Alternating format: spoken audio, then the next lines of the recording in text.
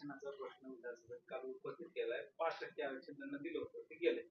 आता सगळ्यांना आरक्षण पाहिजे, मुस्लिम बांधव सुद्धा मागणी करतात. धर्माच्या नावावर आरक्षण देऊ नये असं सुप्रीम कोर्टाचे आदेश आहे.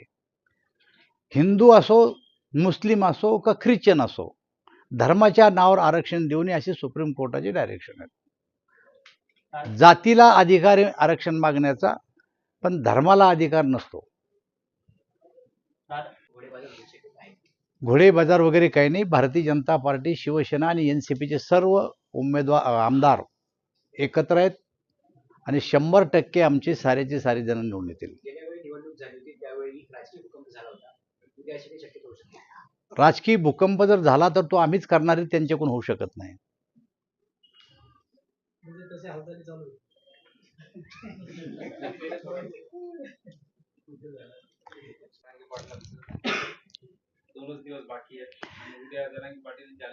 आम्ही अनेक वेळेस सांगितलंय की मराठा आरक्षणाचा विषय हा कोण्या राजकारणाचा विषय होऊ नये. सर्व राजकीय पक्षांनी एकत्र बसून या निर्णयाचा मार्ग शोधला पाहिजे, या मताचे आम्ही सुरुवातीपासून आहे.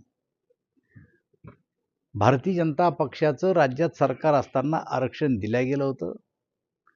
ते आरक्षण चॅलेंज झालं. सुप्रीम कोर्टामध्ये त्याला स्थगिती मिळाली, हायकोर्टामध्ये त्याला स्थगिती मिळू दिली नाही. पुढच्या काळामध्ये सत्तांतर झालं आणि सुप्रीम कोर्टात चॅलेंज झाल्याच्या नंतर जे कोणी त्या काळात सत्तेत होते त्यांनी त्यासाठी लागणारी वकिलाची फौज किंवा अन्य सप्लिमेंटरी माहिती द्यायला पाहिजे होती. दिल्यामुळं ते आरक्षण रद्द झालं. पुन्हा सत्तांतर झालं आणि आता एकनाथ शिंदे, देवेंद्र फडणवीस, अजितदादा या तिघं मिळून जे सरकार चालवतात, या सरकारने 10% आरक्षण आता दिलेलं आहे. या उपरही समाजाचं समाधान जर झालं नसेल तर काय मार्ग निघू शकतो, यासाठी काल सर्वपक्षीय बैठकीचं आयोजन करण्यात आलं होतं. मला असं वाटतं जेव्हा कधी जटिल प्रश्न निर्माण होतात तेव्हा सगळ्यांनी एकत्र येऊन त्या प्रश्नाची सोडवणूक केली पाहिजे. यासाठी जी कालची बैठक होती, त्या बैठकीमध्ये आत्ता जे काही विरोधी पक्ष म्हणतात ते स्वतः त्यांनी बहिष्कार टाकला. याचा अर्थ त्यांना या आरक्षण देण्याच्या संदर्भात आस्था नाही.